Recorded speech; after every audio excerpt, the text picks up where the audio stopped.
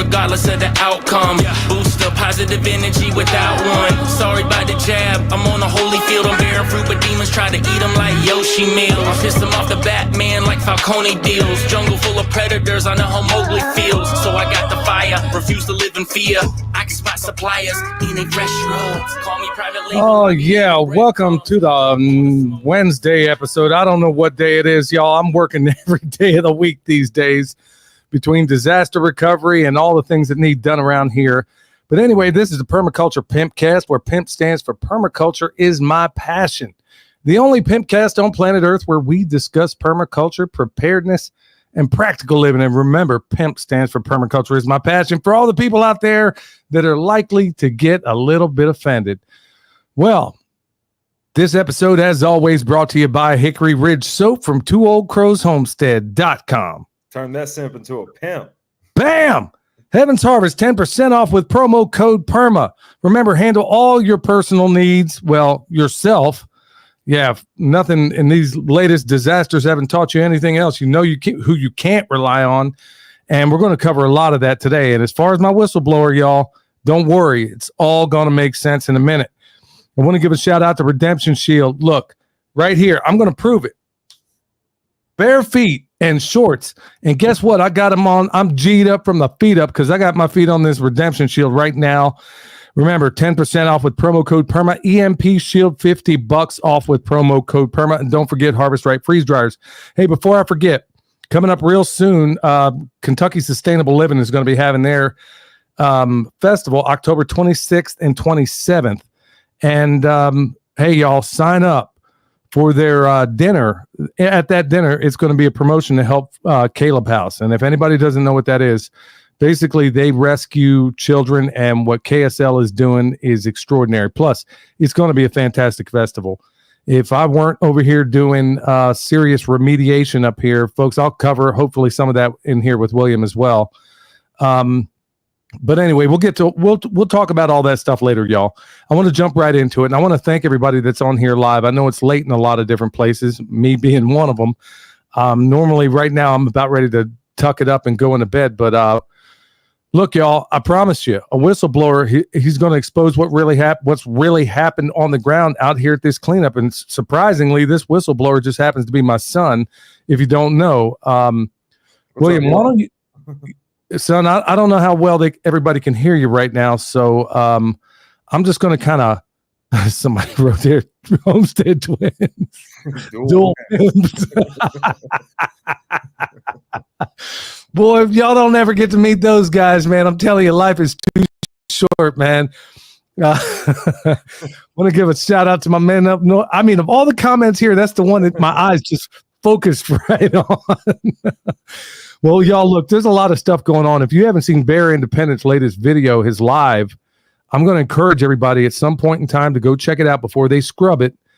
And I'll put it this way. Bear's a friend of mine. He's a friend of William's, too. He's a friend of my family. And when Bear prefaces something by saying, hey, I'm not suicidal, you know you ought to be paying attention. He isn't easily given to exaggeration or hyperbole or anything like that. And what he's saying is some legit stuff. So, William, without further ado, why don't you tell everybody where you've been and what you've been doing? Well, first off, let's start it off with the same way Bear did. I am not suicidal. And I can confirm that everything Bear said in that video is 100% accurate and it's 100% true. I've been I was with Bear's group most of the time. And we were stationed in Jonesboro, Tennessee. And I mean, I've been all over Tennessee. I've been all over North Carolina. I've seen the devastation. I've been in the worst parts of it. I've been in some of the areas that have been remediated. In fact, I've got my notebook that I've had with me the entire time so I don't forget anything and I can be 100% accurate. It's way worse than what the news is saying. And I don't have Bear's experience when it comes to disaster relief and stuff like that, but it was way worse than I was expecting. It's one thing if you have flooding in a place like Florida. It's absolutely devastating, for sure. But in an area like this where there's mountains on either side of this creek, it funnels the water and it takes out everything downstream. Once it starts hitting these flood levels, it takes out everything downstream. There were immediate effects of the houses going away. There's going to be some midterm effects of like people getting cold because it's going to be 4 to 6 months before power is back on. And then there's going to be some long-term effects due to the toxicity of the mud. I mean, and like, despite all that, 99% of the people that I encountered, 99% of the locals that I encountered are absolutely cheerful. They're like, hey, like, especially the ones that didn't lose any of the family members. There's one gentleman I'm thinking of, Bear, the only thing he asked me to do is not use any names. Understandable. There's one gentleman I can think of. Every time I see this guy, it's like a refresher. Like, it's just being in his presence is just refreshing. Because every time I ask him, how's he doing? And he's like, I don't have to go to any funerals today, so it's a pretty good day. He lost everything. Him and his wife watched his house get destroyed and get filled with toxic sludge. And yeah, I mean, there's so much doggone information that I got. I think it'd be better if you field me questions. Otherwise, I could. Also, guys, I'm freaking sleep deprived, so there's that as well. Dad, if you could field me questions, I could answer. Or let me back up a little bit, because before I watched any of Bear's video that came out today, and by the way, folks, if you could hit the thumbs up, because it tells, look, y'all, we have got to get this information out here, and I wanted him to go live with me because you don't sit on this kind of information. It needs to get out. This is how people get bumped off, when you hold on to valuable stuff like this. And then if you put it all out, if you think you're going to hold it for a while and then later on, oh, I'll cover it a week from now, I'll drop. Yeah, ask Andrew Breitbart how that panned out for him. So we're going to drop it all. When he called earlier, I was a little bit nervous, because this is just like Bear said, man, it's this kind of information that the powers that shouldn't be don't want you to know. Now, William, you were stationed up in, like you said, you were all over the place, but you were in more of the rural parts of North Carolina, things that aren't, everybody keeps talking about Asheville. And I remember talking to a lady at the gas pump. She didn't have any money to fill up her vehicle, so I ended up filling it up for her. And she's sitting there talking to me at this gas pump over at the Ingles. And she's like, I am so sick and tired of hearing the radio talk about Asheville, when if you were to look at Marshall, Burnsville, Hot Springs, all these other places around here that nobody wants to talk about, they are absolutely decimated. And I've been spending my time, and I'm going to hopefully cover some of that based on what you bring up first. I've been spending my time, and your mom as well, along with a number of other people out there in Marshall. I'll come to that in a minute. But let's talk about, first of all, you were off the beaten path, way off the beaten path. And okay, I know you don't have a great understanding as to what was being exposed in the media because you weren't watching any of it. Yeah. But what were the chief concerns that everybody had to worry? I mean, right off the bat, were you guys worried about the water or anything else about it? What can you tell us about it? So part of what I was doing out there was like meeting immediate needs. So if we had food, water, and fuel with us, and the fuel that we're giving out is largely gas, diesel, so people can build their own doggone roads, and propane, so people can cook and they can stay warm. Also, what we were doing was reconnaissance. Now, I lucked out, and I was with an amazing man whose job in the military was actually human intelligence. He taught me a lot as far as acquiring intelligence and acquiring information that's pertinent to what's going on. So that's what a lot of what we did. People's immediate needs, like, it's just a very self-reliant and selfless group of people out there. So whenever we're going through, like the first time around, we're asking people like, hey, what do you need? We got everything. What do you need? And every single time they say, oh, I'm good for today. Go ahead and check now this Siri just popped up on my computer. So let's see what that's about. I didn't. Is that coming through, y'all? You're fine. Okay. It got wacky for a minute, but go ahead. Okay. So, and this is a selfless group of people. Every single time they're like, I'm fine for today. Go ahead and see what my neighbor needs. Every single time. They just keep passing us on. Now, the downside of that, now, the second time through, when we're like, hey, take this doggone stuff, they start taking it because they know they actually need it. They're just selfless people. Like, it's it's sad and it's frustrating, but it's a very selfless group of people. And like at the same time, we're acquiring intelligence. What they're mostly needing right now, they're good on food, they're good on water, like bottled water, I'll say, like drinking water. But one thing that they're consistently needing is fuel.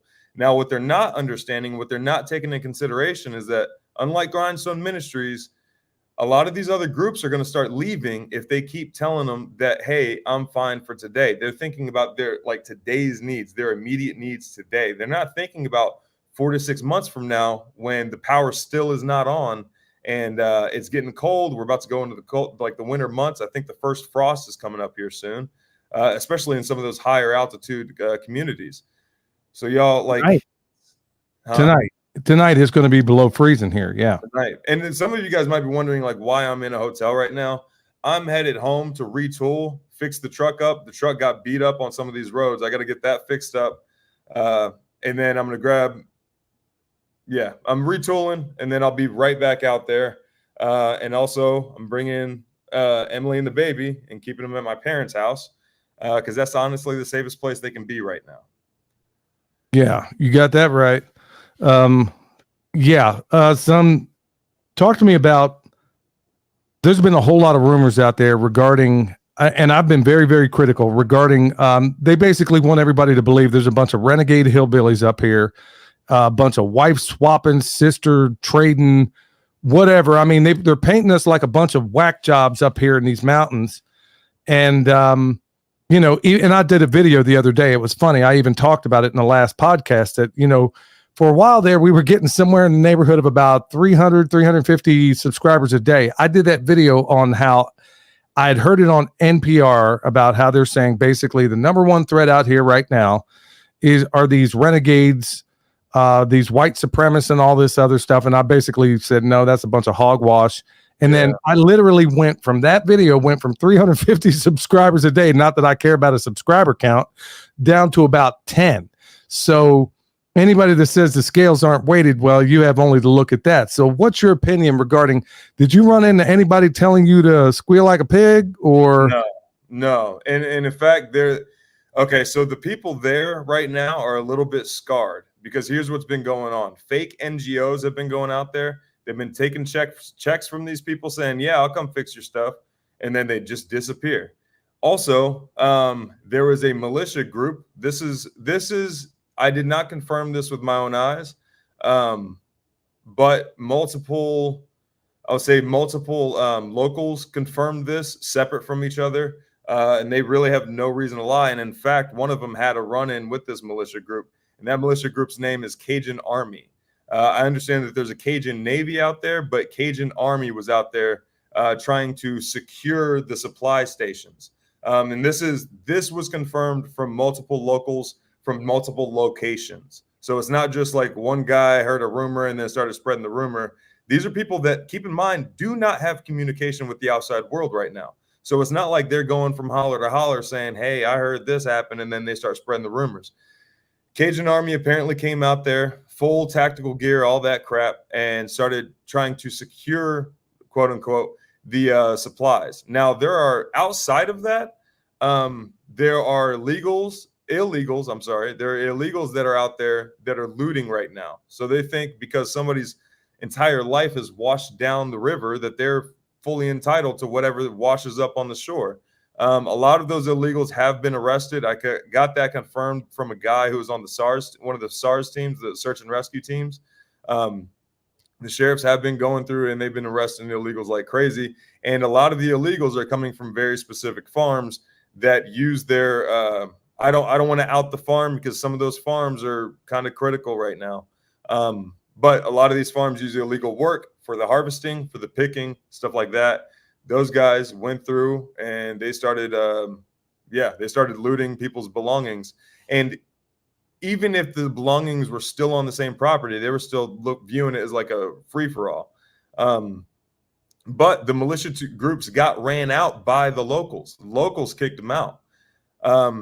But these militia, son, I just want to point this out, that there is such a thing as COINTELPRO, and it wouldn't shock me none if the FBI were the ones that, I mean, I don't know how many times we got to see it over and over. I mean, this goes all the way back to the Black Panthers, where they'll come out here, they'll get a bunch of guys acting like they're, some hillbillies up in wherever. I have a hard time believing you got some dudes jumping up out of the bayou, drove all the way up here to do some looting. I think I wonder if these people were posing as, you know what I mean? There's that, but then there's also I could see it both ways because there's a power vacuum right now. So it could be one or the other. I'm not entirely sure. Supposedly that helicopter that came and blew down, that washed out all that supplies drop in Burnsville, apparently that was a helicopter from Cajun Army. But what is interesting is that they're using the militias as an excuse for the 101st and the 82nd Airborne to get out of the area. Well, the militias were there before the 82nd. Like the 82nd just recently left. Yeah, just recently left. That can't be overemphasized. Before that.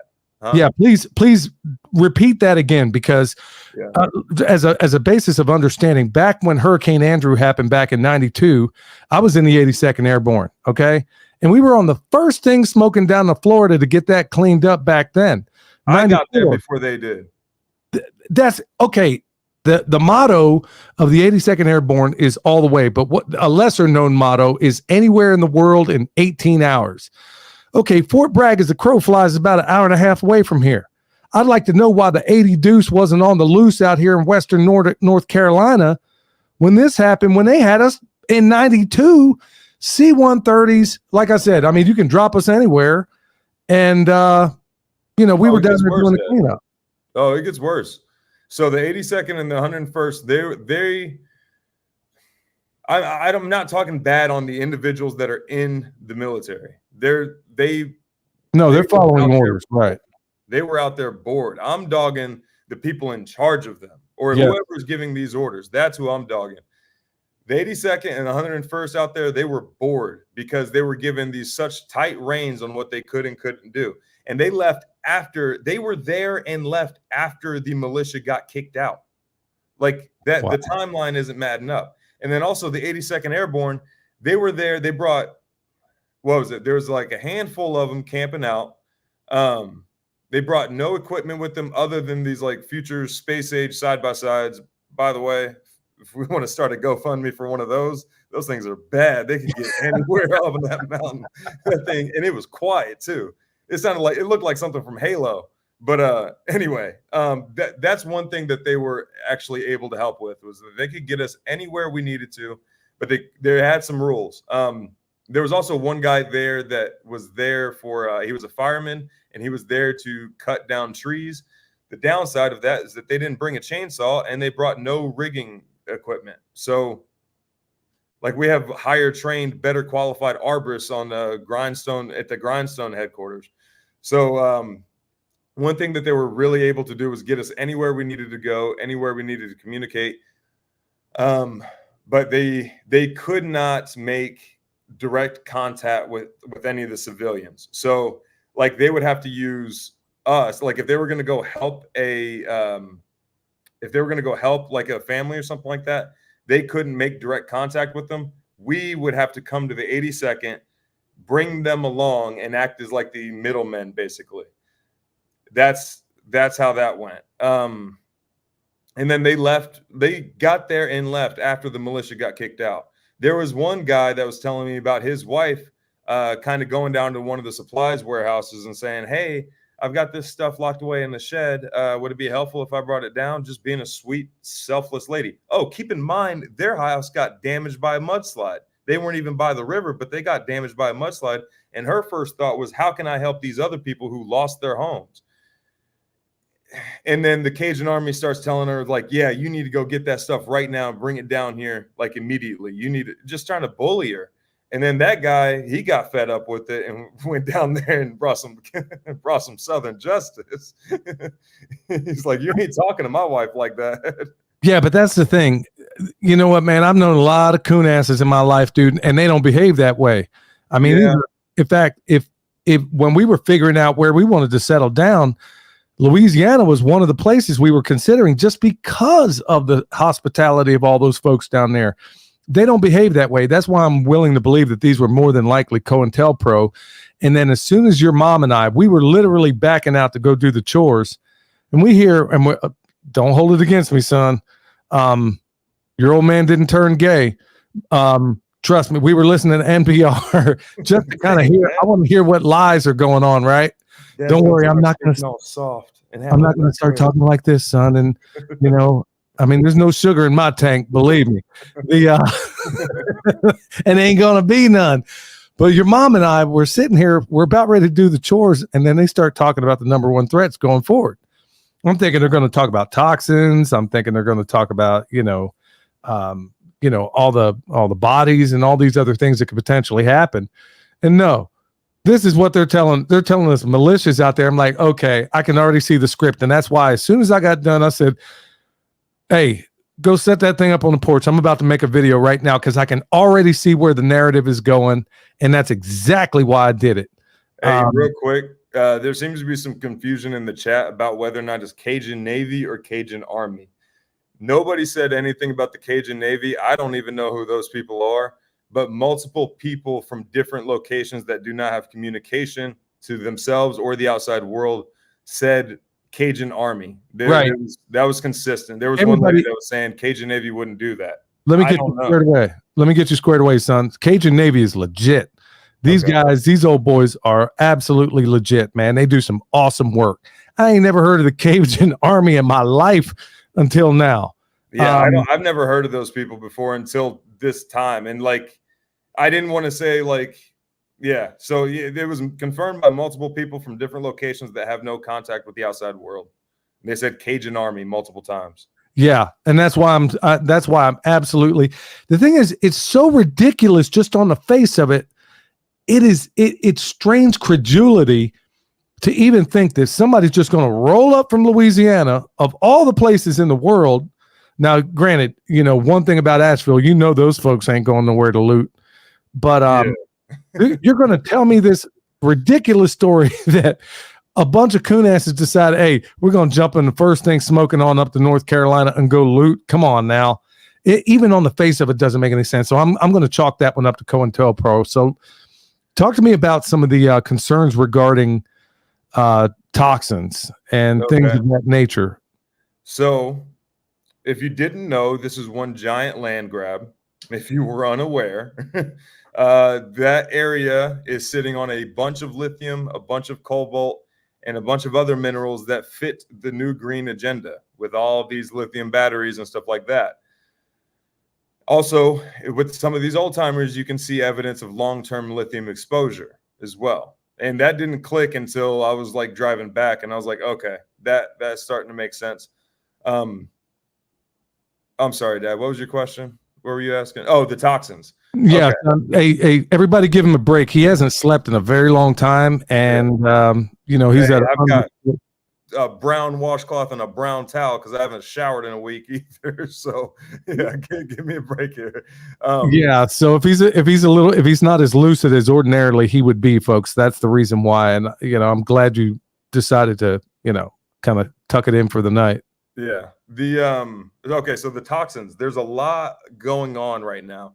There are a lot more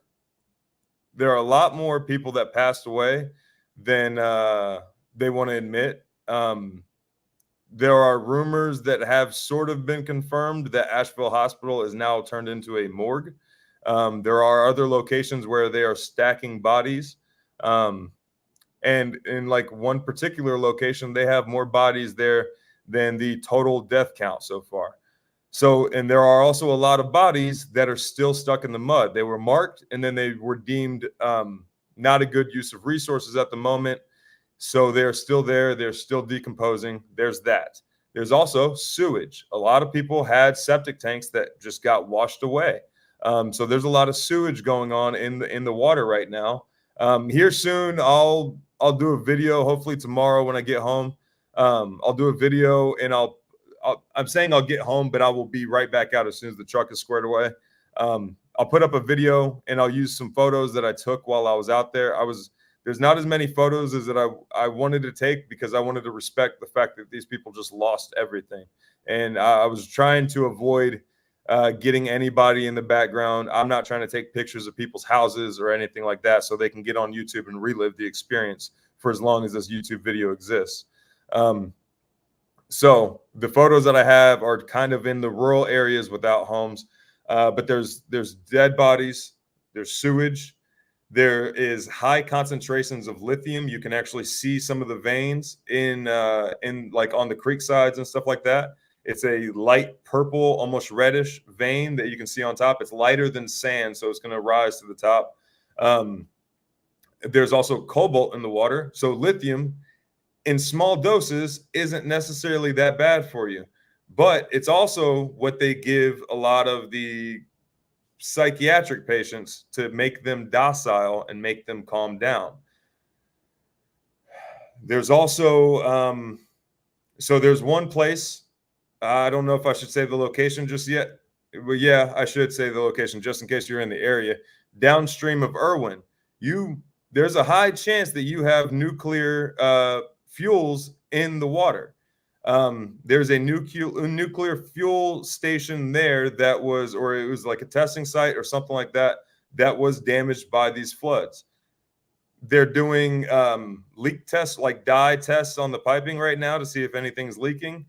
I'm sure if there is, I'm sure they're going to lie about it. So yeah, I have actually a Geiger counter with me. Everywhere I have tested has come up clean so far, but I'm not done testing. So there's that. And I also haven't tested downstream of Irwin. So there's that. But yeah, the water is contaminated. They're not telling people to stay out of the muck. They're not telling people to not use the water, basically.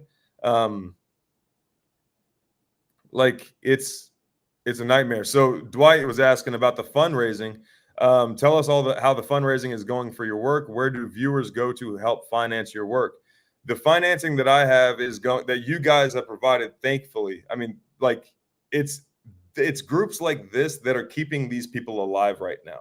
If we were to just let the government take care of it, there wouldn't be any more communities, honestly. Like if we just let the government take care of whatever is going on out there, there would be everybody that I have encountered so far would be dead, honestly, or living on very, very little food that they have put back, and or they would have died from the water.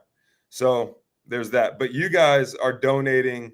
What you guys are donating is going to mostly fuel to keep the excavators and like the machinery and all that stuff going, propane, and it's also going to be going towards generators and stuff like that. And then also, when the Holy Spirit leads me, I hand out cash to people. Like there's one family. Yeah, you guys are taking care of them. I promise you. You guys are taking care of them. I'm not about to start crying here on YouTube, but yeah. Oh, come on, son. Channel your inner Justin Rhodes. Come on. That just sparked some rage, Dad. Yeah. All right. I'll change the topic here for a second. Yeah. I do want to point out. Yeah. Hey, guys, you guys are providing more relief than any of the government right now. I promise you 100% of the money you guys are donating is going to the people directly, either in the form of fuel or in the form of generators or in the form anything that I can do, that I can channel this to keep people going. It's doing that. There's one, I can finish it. Yeah, you just sparked a little bit of rage in me, Dad, so I can finish this sentence now. For example, there's this special needs family. The husband, the wife and the daughter of special needs, they were sleeping in one end of the room. The husband was sleeping in the other end of the room, and a tree fell directly in between them. So that house is completely ruined. It looks like a chainsaw went through this house. So what they're doing is living in a house that was one of their parents. I can't remember which one.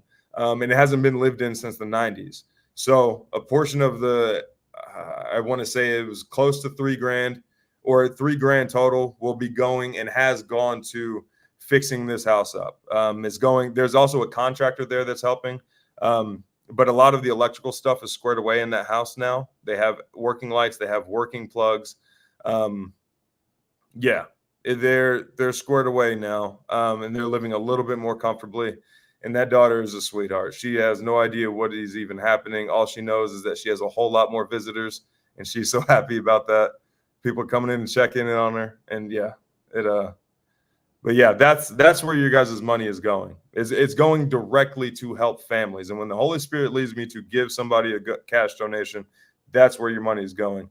Outside of the fuel, the propane, the supplies, the tools, the chainsaws, the generators, a lot of that stuff, like a lot of people's generators have been just sitting for years and years and years.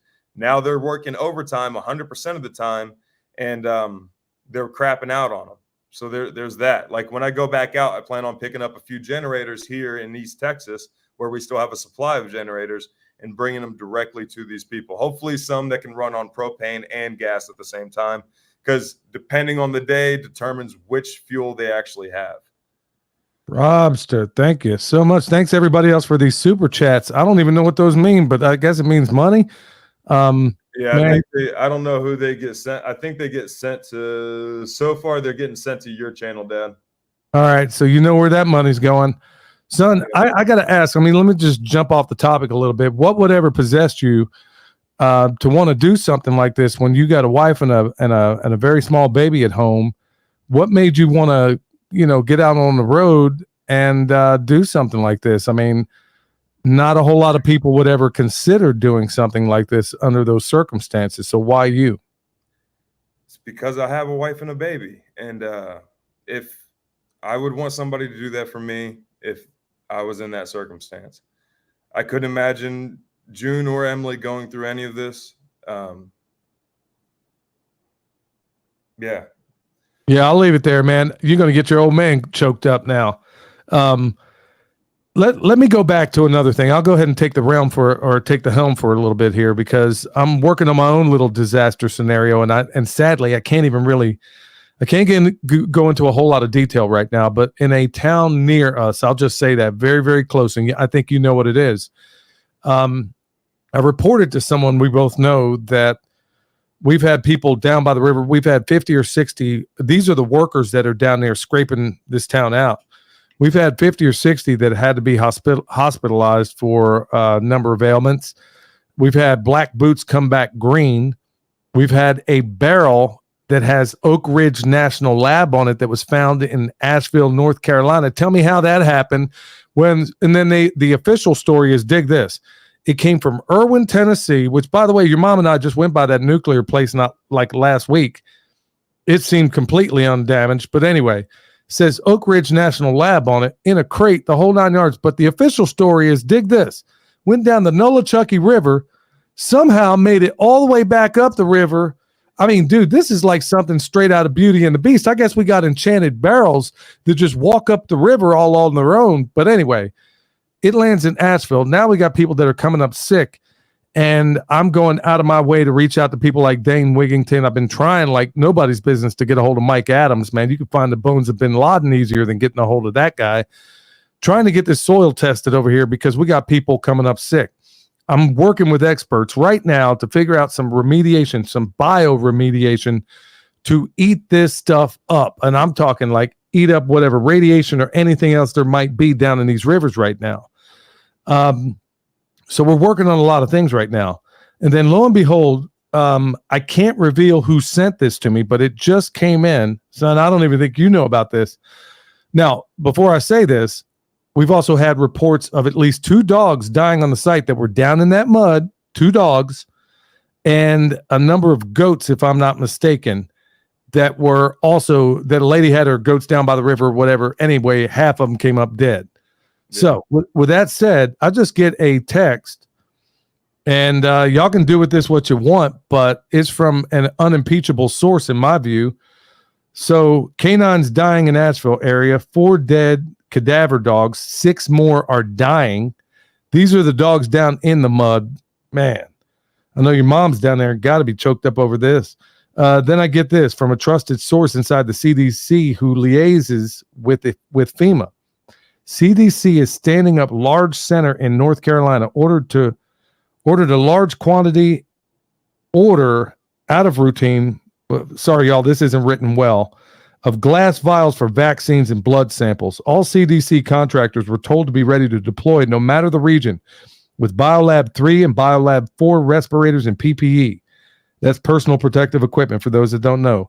They were told it's for mold and Lyme disease. Yeah, They said in all the years they've been a part of the CDC and FEMA, they have never done this after natural disasters.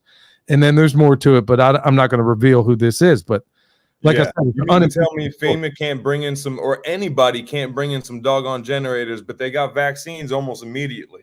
Those vaccine places have started popping up lately, as if like, oh, you didn't die from the flood? Here, let me go ahead and, since we're all worried about these vaccinations, since we're worried about flu right now, or we're worried about tetanus right now, let's go ahead and shoot you up with who even knows what. Thankfully, these people ain't buying it. They're not taking it. I mean, I don't know about the people in Nashville, but the people in the rural communities, they're like, nah, you can go ahead and get on out of here. I already had tetanus. Yeah, shot in the arm, shot in the head. Either way, you wind up dead. Yeah, that's how these people roll, man. And that's exactly, I mean, they look at us as freaking chattel and cattle and everything else. Yeah. What, okay, so right now, I mean, you spent a fair amount of time going through all this. What's the general consensus of the people there? Do they realize it's a land grab? Has anybody of any of the people out there that you were helping out, did any of them recognize? I mean, I shouldn't have asked the question that way because it's a leading question, but what's the assessment of the people that are in these communities on the ground in these areas? What have they been approached by anybody? Because we've heard all these rumors about mining companies wanting to buy up whatever. I mean, what have they spoken of any of this? It seems like they're okay. So I remember you telling the story about you doing the marksmanship and you were hitting the target that was furthest away. Right. That one first, and they're not. They're focused on the 50-meter target right now. That's what they're doing. They're not thinking about that. They're trying to think about, how do I keep my family warm tonight? How much of this wood can I get up off my house? Is this house salvageable? That's what they're worried about. And I'm not about to bring up future problems to these people. Well, have they offered it? I mean, have they said, hey, it sure is funny, because in Bear's video, man, it's record numbers of people that were hit up about being bought out. And then lo and behold, we got a storm. We had the great Dane Wigington from Geoengineering Watch on this show, and he proves beyond all doubt. Go to Geoengineering Watch. Everybody out there, after you're done watching this, of course, go to geoengineeringwatch.org and then watch Dane Wigington's very short 90-second video of how they used all of these NexRad towers to steer this storm on the western side into where it went. We had the equivalent. So for all the people out there that are critical saying, well, why didn't you guys evacuate? You had a hurricane. Let me tell you something. You had the equivalent of 2 years of all the water that goes over Niagara Falls. 2 years in 2 hours in certain places. Things like Bear, who's been through, I don't know how many of these different disaster areas, where we're seeing weird anomalies, let's call them that just don't make sense in weird places. And so, folks, that's why nobody evacuated, because we live in the flipping mountains. Yeah. Yeah, we don't get hurricanes in the mountains ever.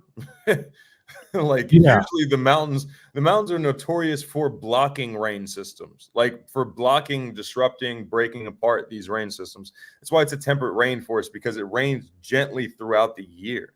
You don't go very long with very, very heavy rains, and you don't go very long without rain. I do want to shout out Grumpy Acres real quick. Him and Angela sent in a bunch of freeze-dried food out there. Thank you guys so much. Sour Skittles were definitely a morale booster for a lot of the people out there. But yeah, it's a lot of these people aren't putting 2 and 2 together yet. But they have been holding on to their property. They've been trying, these mining companies and stuff have been trying to purchase this land for the past 20, I guess 30 years now. They've been trying to get a hold of this land for quite some time now, and they keep saying no. The locals keep saying no, because it's generational land for the most part. It's land that they grew up on. It's land that their grandparents grew up on. And there's no amount of money you can offer a man whose family has been raised on this land for generations. They have very deep roots in that area. They know everybody in the community for the most part. And this is just one giant land grab. Dad, let me go through my notes and make sure I'm not missing anything. By all means. I'll hit the bullet points real quick. So FEMA isn't helping in the rural communities. Basically, they are doing a few things. What they're doing, okay, so here's an example. FEMA hasn't helped the Cherry Grove donation site one bit. But whenever me and a few other guys went and did some intelligence operations out at the disaster relief site over in Jonesboro, Tennessee, we were seeing like, okay, what are they offering these people? What can we tell people to go get and stuff like that? What kind of help are they providing? There were 4 DEI hires there. 3 of them couldn't be bothered to look up from their phone. And then when I was asking them, like, hey, some of these people in North Carolina are closer to this Tennessee location. How can we, like, can they come here instead of going to Asheville? Because an Asheville trip for some of these people is going to be a 3-hour drive. That's good, and they're going to be passing that Jonesboro location. So they didn't have an answer. They called their boss, and then eventually they got off the phone, and they said, it's going to be a lot of paperwork, so just send them to the Asheville location. Anyway, but they also had Cherry Grove listed off as their top #1 supply drop station, their #1 donation station. FEMA has no ties. I can't exaggerate that enough. They have absolutely no ties to that Cherry Grove location, but that's what they keep doing with all these different supply drop locations.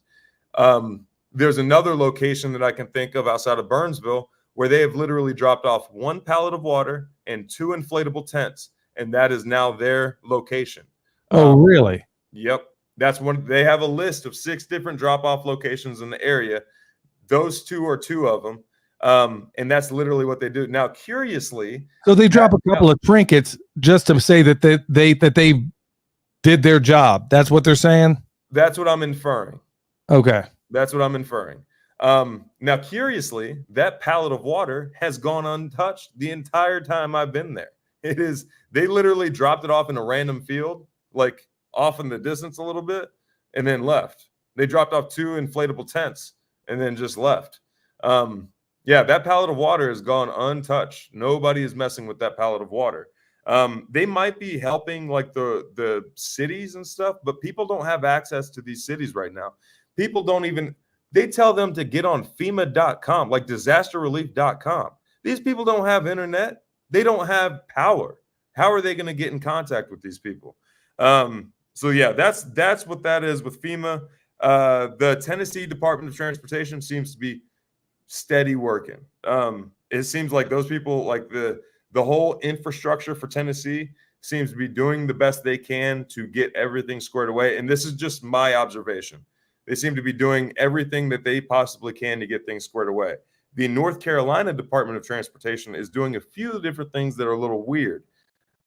They didn't want to come in and start doing roads until the citizens started rebuilding roads. Also, I'm noticing with North Carolina Department of Transportation that they are hiring 100% illegal immigrants. So that being said, these illegals are a population that can die off and nobody asks questions about. It's not like Jim Bob up the road started dying. Jim Bob that works for NC DOT starts dying or starts getting cancer, and then everybody starts getting curious, like, how did he get cancer, and how did 5 of his coworkers get cancer? They are hiring illegal immigrants to come and do this dirty, nasty. They're in the toxic mud. They are like, you can see footprints. They are in the mud. They're hiring a population that nobody cares about if they start dying, and nobody's going to notice if they start dying.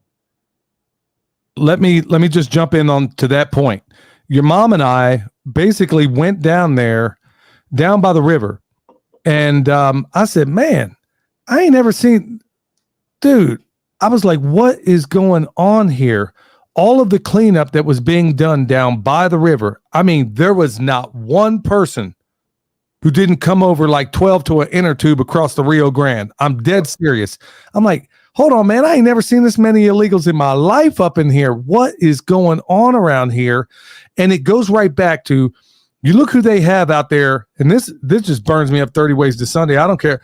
Look, illegal or not, you're still a human being. Look who they get to spray all that glyphosate under all the power lines and stuff. Who do they have doing that?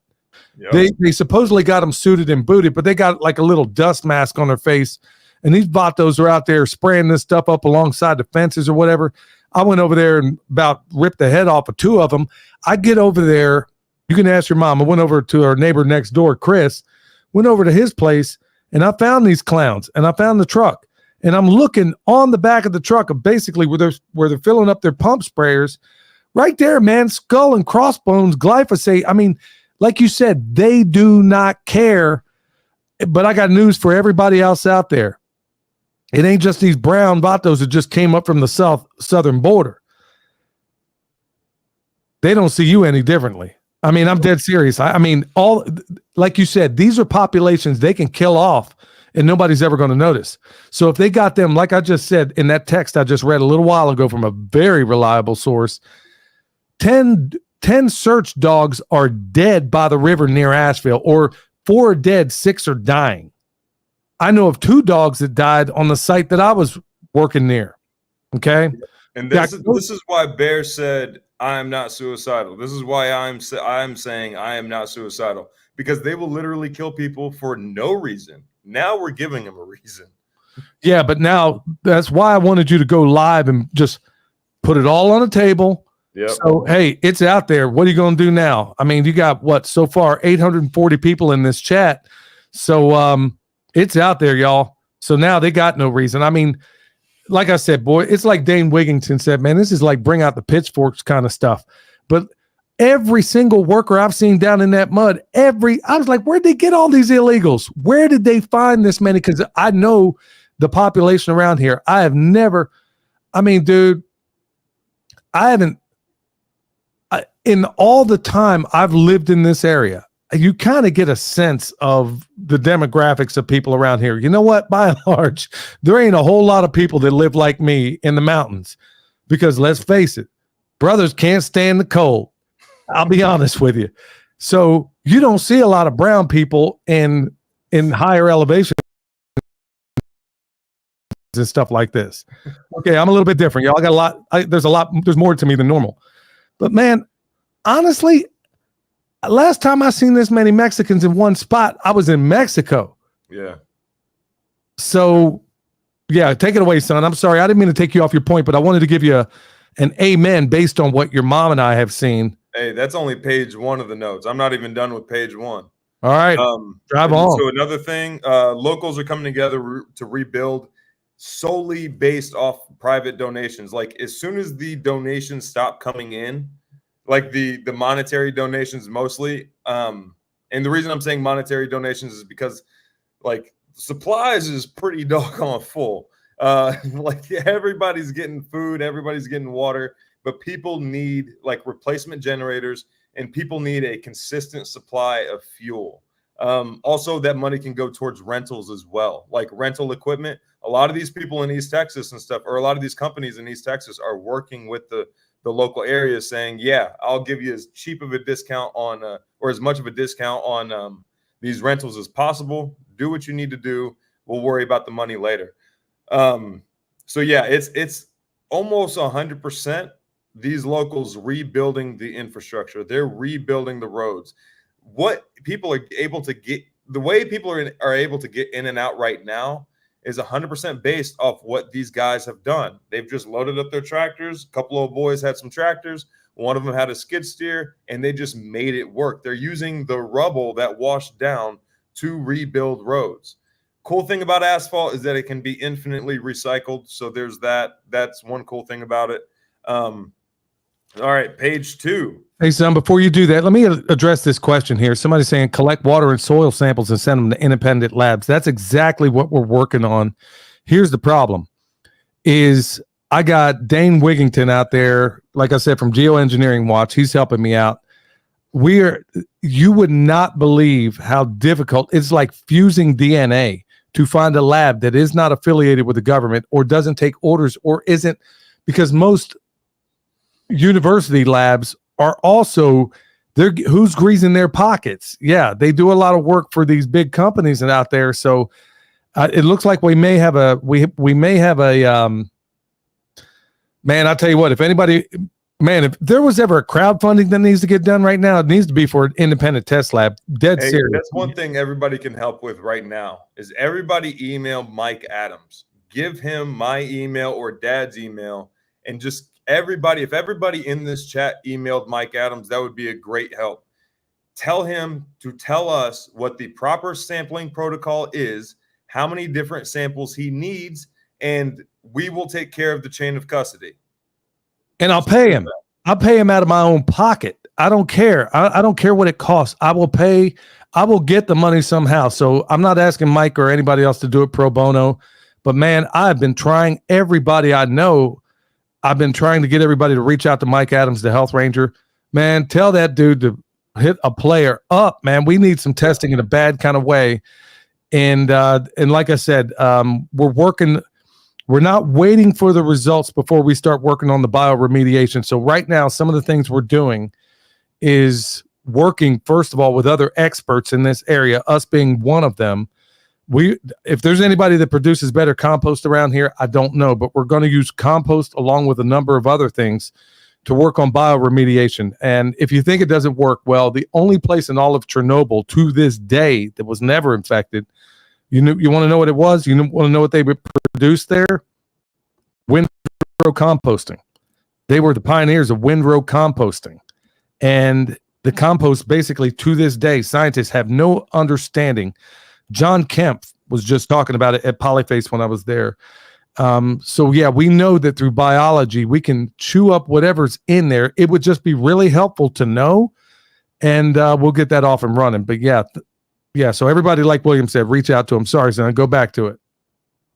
Did everybody get that email?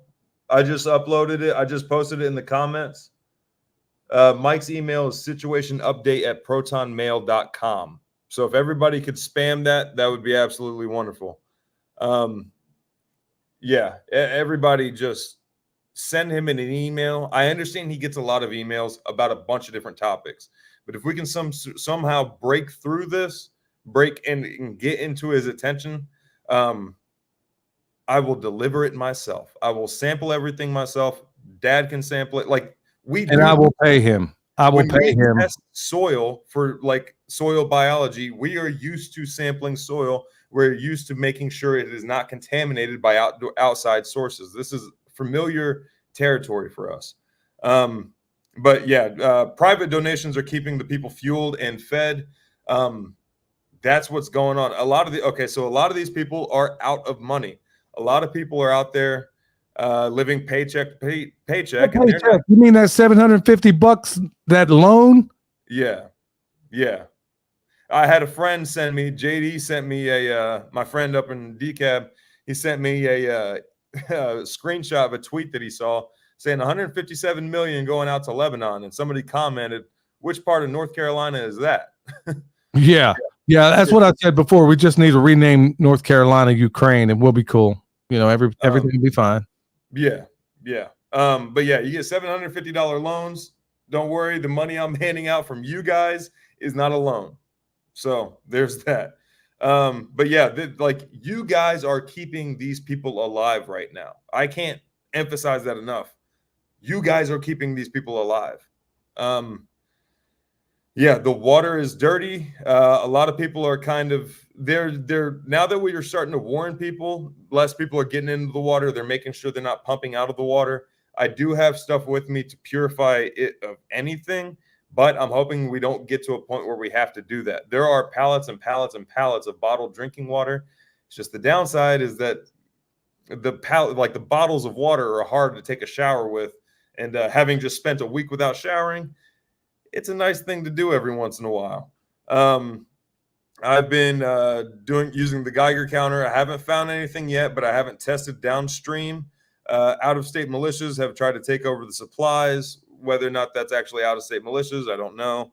Or if it's, like you said, COINTELPRO. Yeah, I'll bet money on it. 4 to 6 months before they get power, 4 to 6 weeks before they get water, and I've seen where they're pumping from.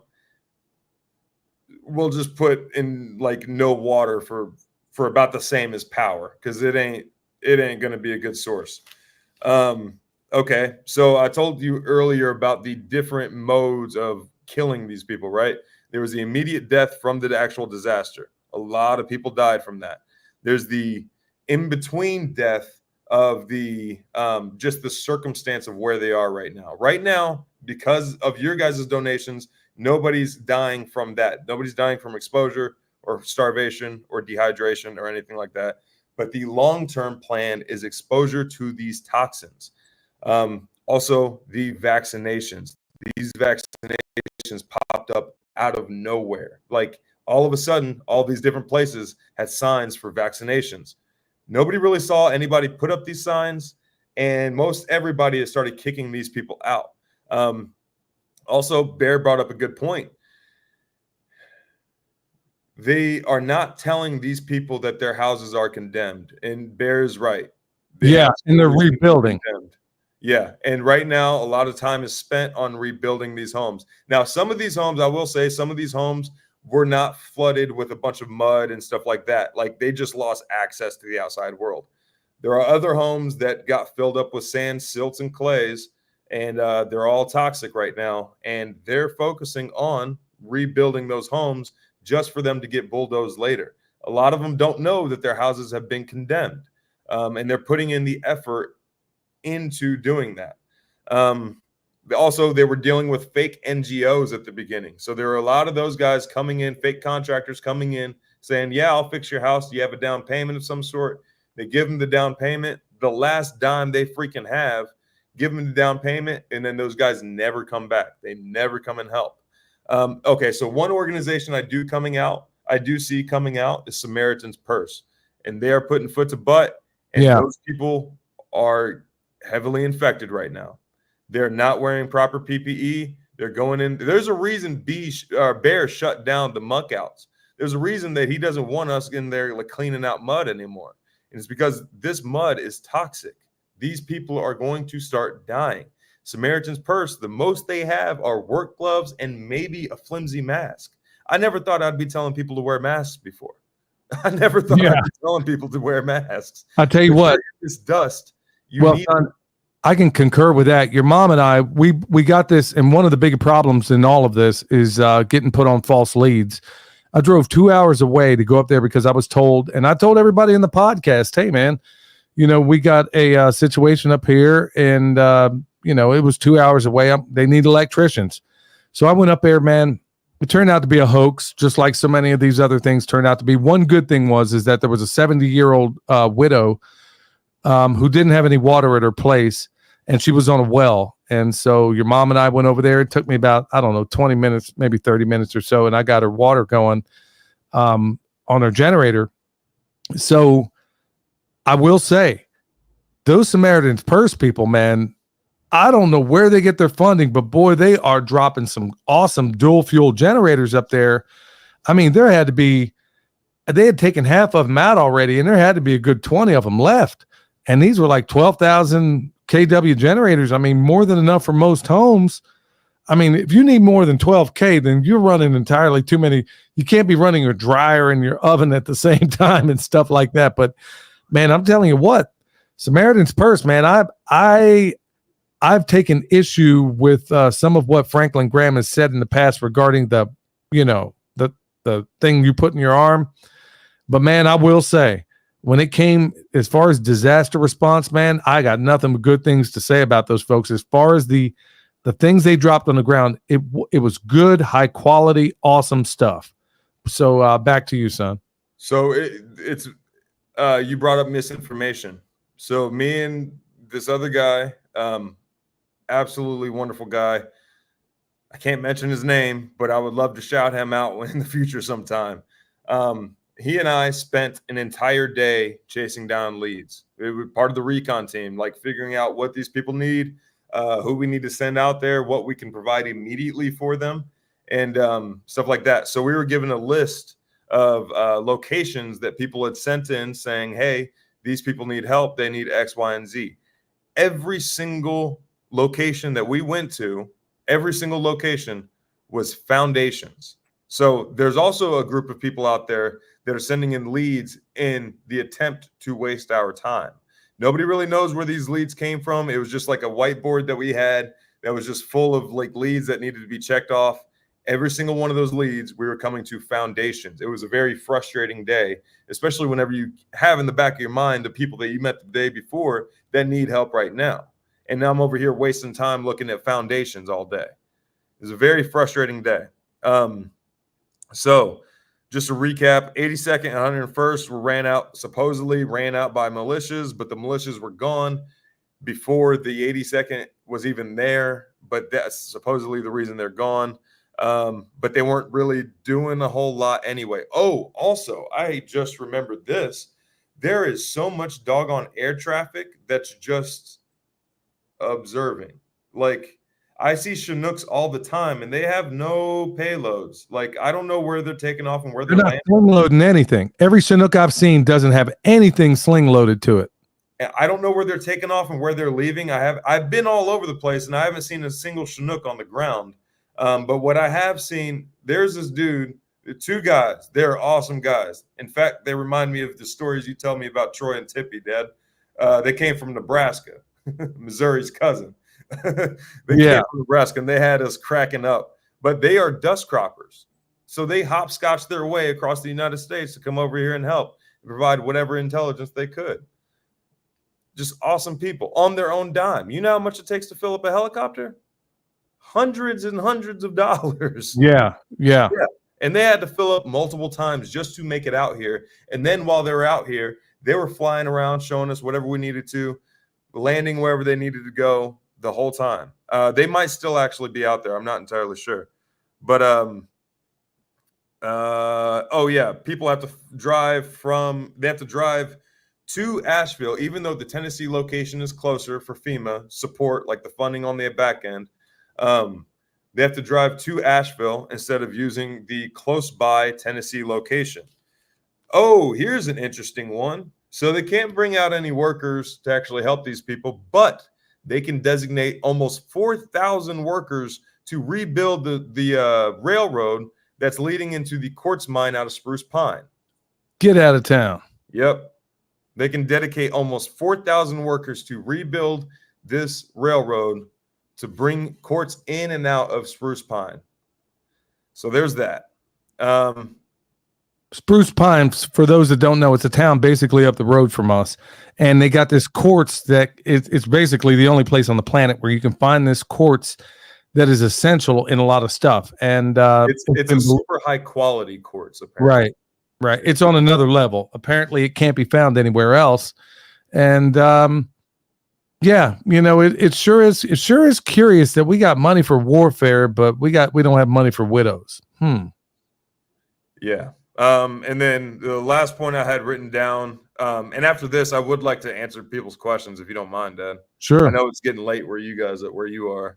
Then the military planes and helicopters constantly flying overhead, not providing any kind of support. It's like they're just sightseeing or something. Or the human guy that was with me was saying they're probably scanning our stuff right now. They're probably finding out everything we just found out right now. So there's that option as well. I don't know what's going on, but it seems odd that they're constantly overhead. Also, they've shut down airspace in certain areas, like a place named Little Germany. Okay, so if you get on Google Maps and you find Little Germany and you start going over into the mountains and you start looking into the mountains, you'll start seeing cleared off areas with ventilation and then mining tunnels. There's a lot of weird things going on over there right now. There's a lot of weird things. And then Bear, I can confirm what Bear has said about those secret meetings. 100%.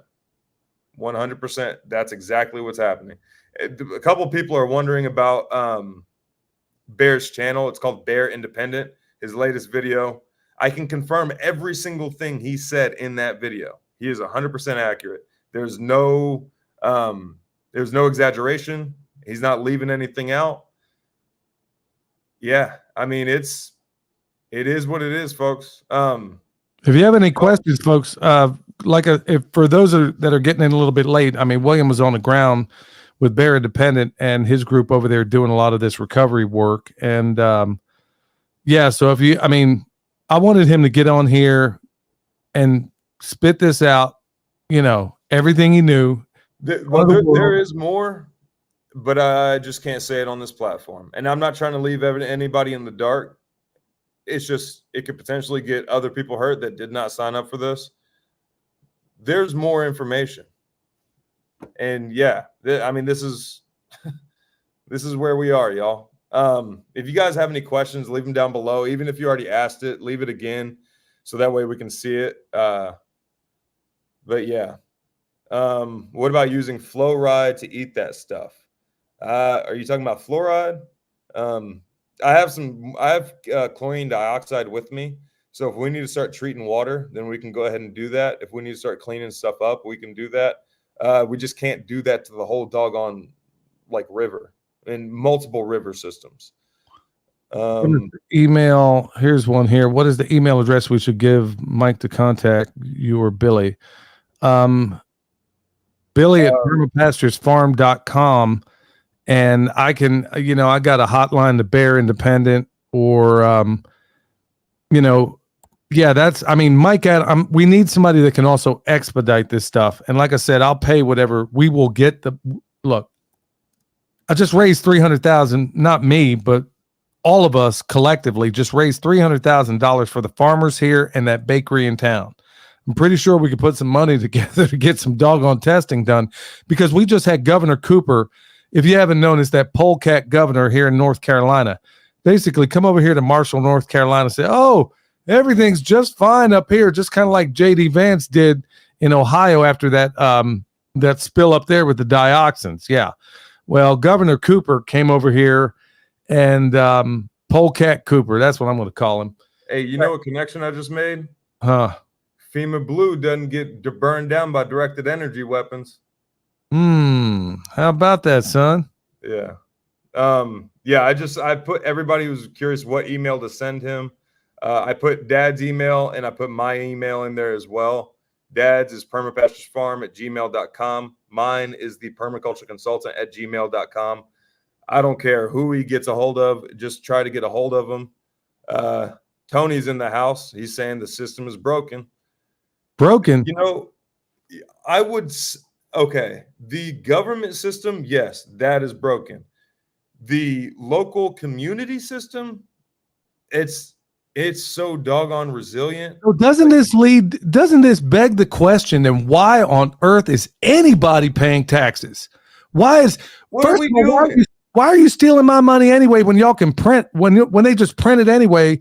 Like I said, just last week alone, the biggest slap in the face to the American people. This is why I say we live in the United States of amnesia, because we just gave the week before last, when all this went down, we gave $8 billion to Ukraine, 8.7 to Israel. What was it? 547 to Taiwan. And then the numbers keep counting. And then, that idiot in the White House right now goes down to Florida. Oh, we're going to give you $500 million for infrastructure, $500 million to the very people, and still nobody cares.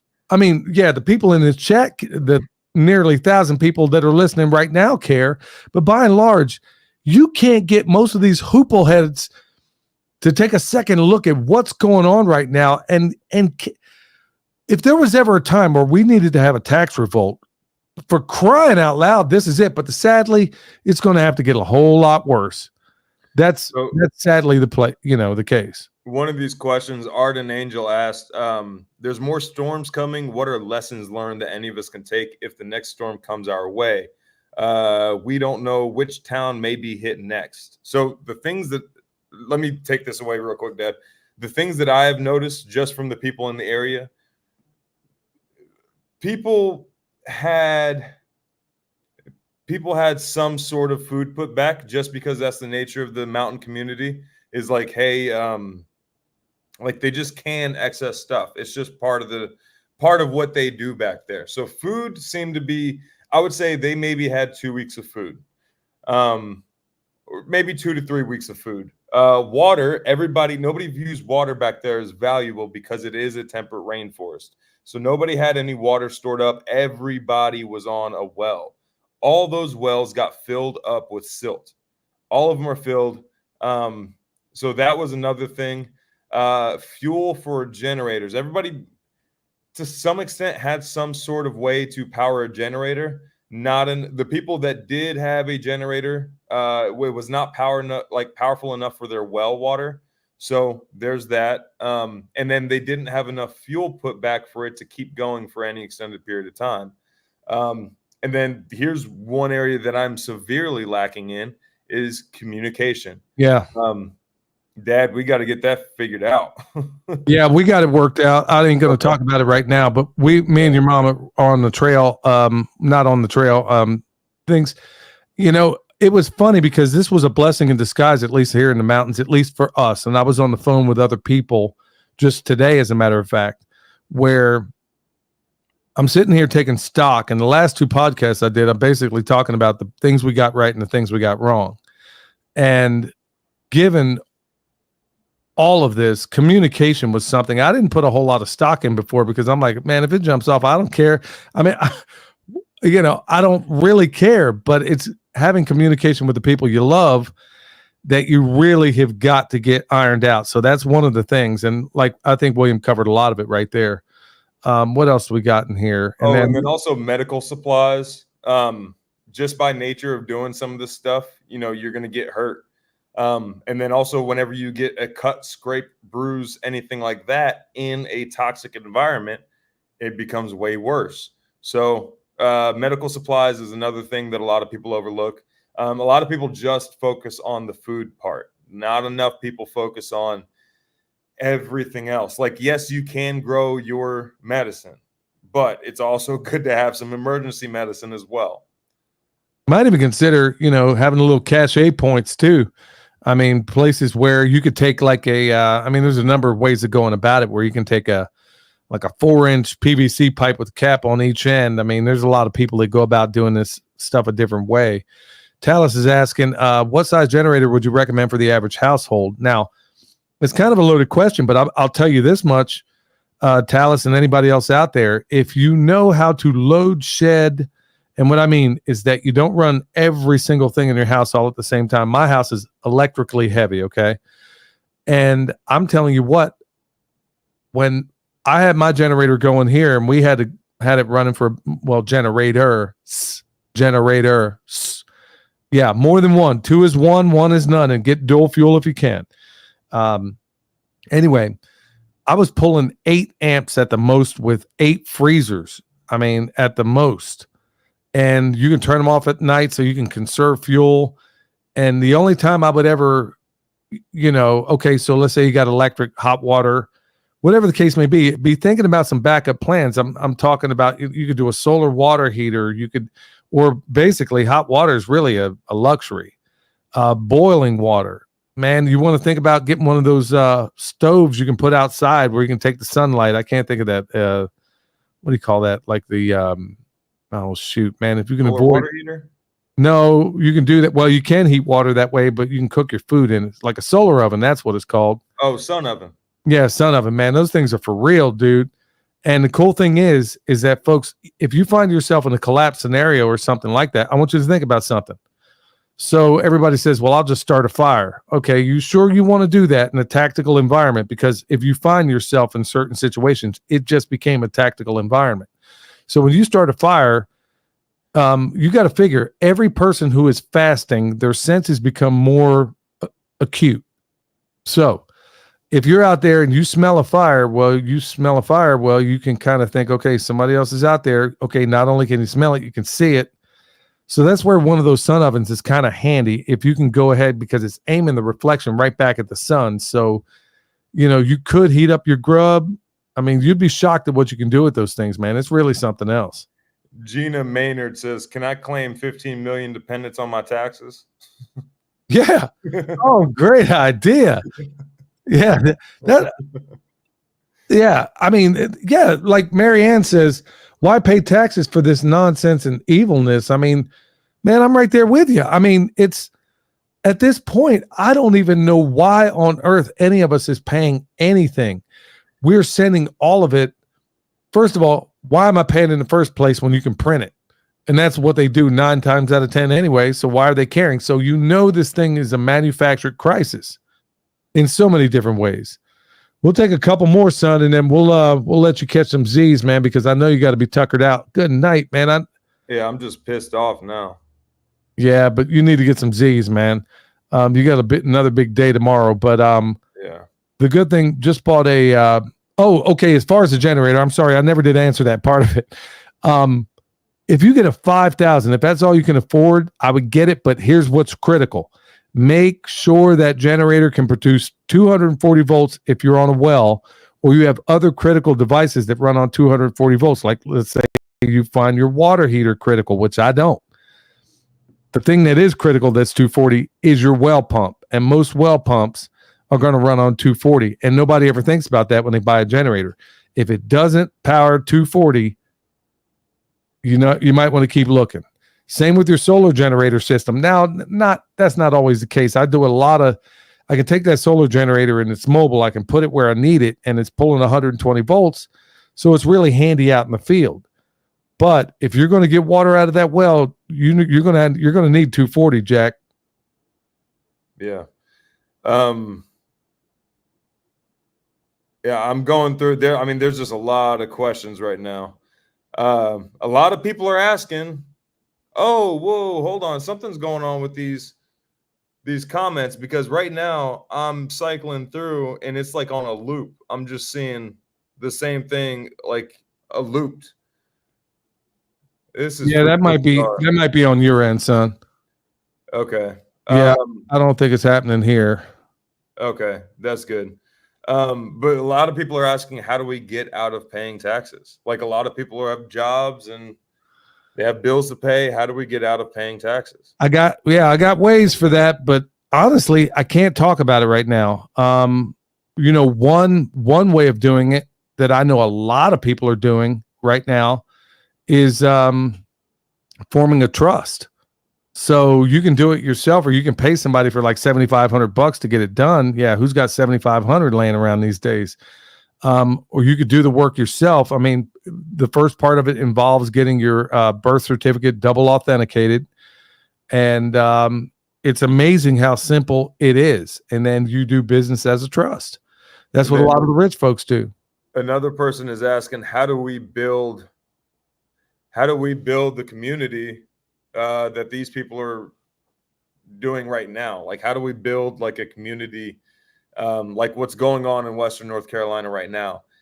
Y'all, I don't know. And in fact, I made the comment, had this happened somewhere else, there'd be a lot more dead people. It's something about the area. It's like it had this. Okay, so one of the guys that was one of the victims out there. He was actually in his trailer filming what was going on as his vehicles were parked in the way of the flood. And he was high enough up so where nothing got like taken down. I mean, his trailer did get shifted, but it was anchored into the doggone bedrock there. I don't like whoever built buildings out there that survived this flood needs to start advertising the fact that they built these doggone buildings. But he got footage of him, the water coming towards him, flooding his vehicles, flooding his trailer, stuff like that.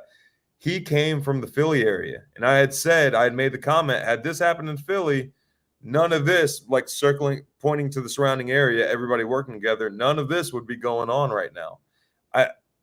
I don't have an answer for that as far as how to build this type of community. I remember when we lived, it's funny you bring that up, because I remember back when we were living up in Kansas, we lived about an hour outside of Kansas City, and a little town up there.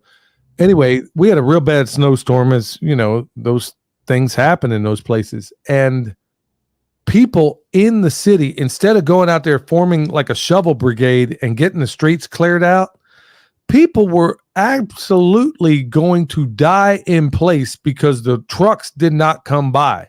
It's not like it was ice, man. It was snow. And they were too trifling to get enough people together up and down the street. So yeah, but it's like that in a lot of rural communities where people will come. I mean, there's a lot of us up here that want to be left alone, man. I mean, I'm one of them. And there's a lot of other people out here that want to be left alone as well. But when times get stupid and things come down, well, they do come together as well. And for all the right reasons. But yeah, if this sort of thing were to happen in the city, it would very much end up like New Orleans did, back when Katrina happened. So look, y'all, the bottom line in all of this is the tagline of this show is stay alert, stay alive. I mean, it's an Army slogan. And there, in some cases, yeah, you're going to have those. Look, when they're using weather weapons on you, I mean, call me conspiracy nut if you want to. Like I said, it is beyond all doubt in my view at this point that these things were used.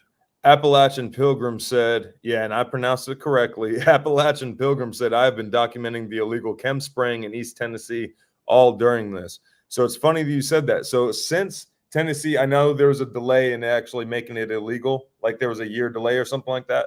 But since Tennessee had made that illegal, I have not, and I go through Tennessee pretty frequently, I have not witnessed chemtrails in Tennessee until this trip. This is when I started noticing that there was chemtrails going on, or what's the proper term for it, Dad? What's the term that Dan Wigington wants us to use? Stratospheric aerosol injections. All right, so chemtrails, I've seen those like crazy going through East Tennessee recently. And I just literally on the way to this hotel, I was thinking, oh, wow, this seems like they're trying to get in as much as they can before this goes illegal, before this like takes effect. Yeah, it's odd. I don't know exactly what's going on. Well, I'll tell you, it's funny you mentioned that because let me talk about the anomalies that happened ever since this whole thing. Son, you can ask your mom. Okay, so a couple of days. Well, first of all, before this whole hurricane hit, folks, I'm going to tell you some stories you may not know about. So days and days or several days before, they were spraying like crazy. And before the hurricane actually hit, we couldn't understand what was going on because it was raining cats and dogs and it was not forecasted. None of it was. It was raining cats and dogs to the point that in the lower points of Asheville were absolutely flooded already before that hurricane even arrived. And I was like, this makes no sense at all. This makes no sense. And like I said, they were spraying like crazy. So then lo and behold, that thing comes through, does its thing. 2 hours later, all of a sudden we don't have power. Not during the event, 2 hours afterwards, all of a sudden we don't have power or internet or anything like it. Okay. Son, I kid you not. 3 days after the storm went through, it was cloud cover. And then every single day until just today, actually, it has been the bluest blue sky you've ever seen in your life. And Dane Wigington said that would happen. Whenever they pull a major scam like this, they usually don't spray for a while. It was the most pleasant, bluest weather you've ever seen in your life. I haven't seen skies this blue since I was a kid. I mean, the bluest blue. And then all of a sudden, day before yesterday, they started spraying again. And it started off with a mist. And then it got a little bit bigger. And then all of a sudden we got a cold snap that wasn't even predicted. So if you folks just pay attention, when you see that spraying going on in the sky, just know that something soon thereafter is going to happen. And they can basically, I mean, this has been in the patents forever and a day. Go check out geoengineeringwatch.org or go watch the documentary. I think 25 million people have watched it so far. It's called The Dimming, DIMMING. So look, they are doing this stuff, and thank God for Tennessee, who was the first state to make it illegal. And at least now people can't say, well, that's a conspiracy theory. Hey, Americans, learn how to say the words conspiracy without adding theory to it. Anybody who's curious or anybody who claims conspiracy theory, come follow me. I'll show you. I'll show you that this is no longer a theory. I will show you how it's affected these people. And it's amazing how many like FEMA cucks get into the comment section. They're like, oh, that's not FEMA's job, or oh, FEMA's doing the best they can. No, they're not. I have witnessed what they are doing. There are 4 DEI hires. 3 of them can't be bothered to look up from their phone, and all of them couldn't run half a mile. Well, I mean, when you get down to brass tacks with all this, son, I've worked in the government for altogether maybe 10 years. And whether it was in the military or working as a, in the civilian sector in the government, it is without a doubt I mean, you get some really awesome people, but those are rare. But by and large, you get the laziest life forms, and I'm not even sure you could classify some of them. And you get bureaucrats that all they want to do is just, you know, ascend up the ladder of bureaucracy, and that's their number one goal. Hey, So, we've got Thor from the producer from Frame and Fly up in the chat. oh, Thor, Yeah. Thor, what's up? Yeah, what's up, buddy? Yeah, I didn't even know he was in there. Well, cool. Yeah. Well, I'll tell you what, son. I know it's getting a little bit late, y'all. I know, folks. I knew he wouldn't disappoint. I wanted him. Reason why we did this impromptu thing. Be honest with you, I wanted to do it for my son's protection. For those that don't know, William is my son, and he was out here. He called earlier, and while I said, "Look, man, this is like nitroglycerin, dude. You got to get this stuff out here." What I didn't know is that Bear was going to do a incendiary video. So Bear Independent, go check him out. Go check out Grindstone Ministries, and folks, donate all you can, because there's people like that are. It's that whole group over there, man, that are doing the real work out there. My son was volunteering with Grindstone Ministries, and I can't exaggerate this enough. You guys are, or not exaggerate, but I can't drive home this point enough that everybody who is donating and everybody who is praying is what's keeping these communities going. And honestly, if I had any recommendation for these communities, for these people that are still there, I would say they need to go. They need to leave. And it feels like the enemy is won by saying that. But it's just, yeah, they gotta leave. Like, we gotta fix these toxins before they can start coming back. And and you know what? That's another video we should do on down the line, because right now, one of the things that we're working on is, when you roll back, bring that Geiger counter with you, because we kind of need it in these parts. You know, the truth of it is, not a lot. There's not too much out here in this world that can't be remediated with biology, with good biology. And we got it right here at this farm. Yeah, thank the Lord for that. Yeah. And we're going to, no matter how bad you screw it up, we can fix it. Yeah. I mean, well, you know, I mean, there's a microbe out there that'll eat whatever's out there. And we have the technology. We know how to do this. And so I'm working with a team that's actually looking at ways to try to do this, but we have got to have a baseline. We got to have some testing done. And folks, look, man, it's been driving me crazy. I keep going to you guys saying, hey, can you donate money? And for the record, I have not taken one thin dime for any of the people out there saying, oh, you're some grifter. Well, tell me, how am I grifting when I'm losing money every single day? I'm not working on my farm doing or seeing my other business interests out here. I'm losing. I've lost a lot of money. I'll just say that. I'm not complaining. The fact that I will probably get a job after this is all said and done, which is fine. I mean, not that I don't already have a job, but this is a way more important. Like I said before, this is what I would want somebody to do if I was in this situation. No, son, I totally get it, but there's going to be those people out there that say, oh, you're a grifter. Well, shouldn't I benefit as a grifter? I mean, I'd like somebody to explain to me, because of the 300,000 so that we've raised for other people, I haven't gotten one thin dime, nor will I take it. If offered, I will not take it. But I am probably going to come to everybody out here again. I mean, I don't know what these remediation efforts are going to require. And frankly, I would understand if everybody was tapped out, or you just couldn't help, or you're just trying to put bread on your own table. I totally get it. And I wouldn't blame you one bit. I'm going to do it one way or the other. And like William said, if I got to go out there, if I got to put my tools back on, and I thought I was out of the game, but man, if I got to put my tools on to go out here and do what I need to, and if I got to do it alone, I'll do it. I mean, I don't care what it takes. I mean, this is one beautiful, pristine area, or at least it used to be.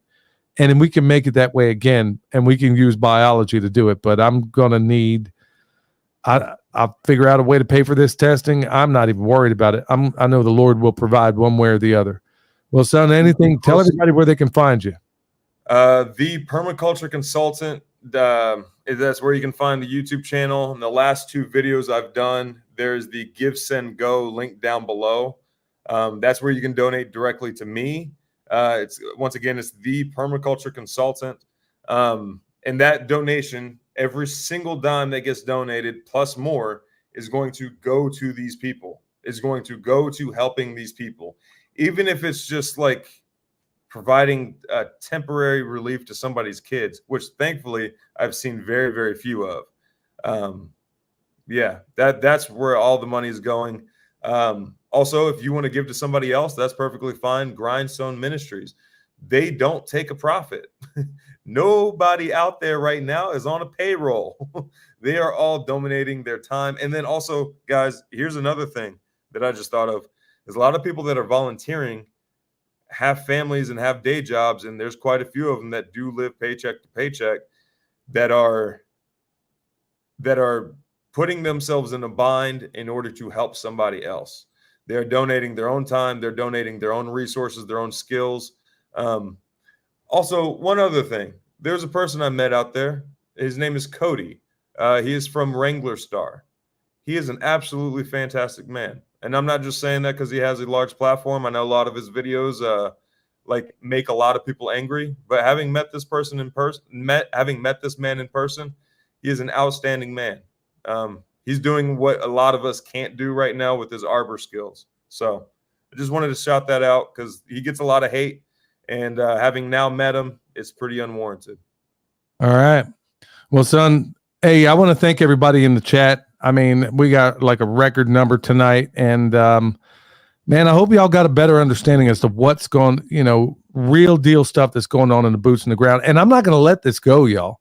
I'm so sick and tired every single time I put on Fix News or MSNBC or any of those others, if I'm listening in, or, God forbid, NPR, everything you hear from these people is a manufactured lie. All of it.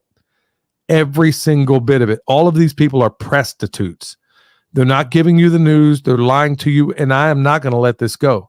And if they think they're going to poison these mountains up here, they're going to poison these hollers, they're going to poison all these kids that play down by that river, which they're almost certainly going to do. Oh, guess what water they get at the schools? School's going back in next week. They're off fall break. So, yeah, people are going back to schools next week. Guess what water goes to these schools? Yeah. So I'm not going to let this go, y'all.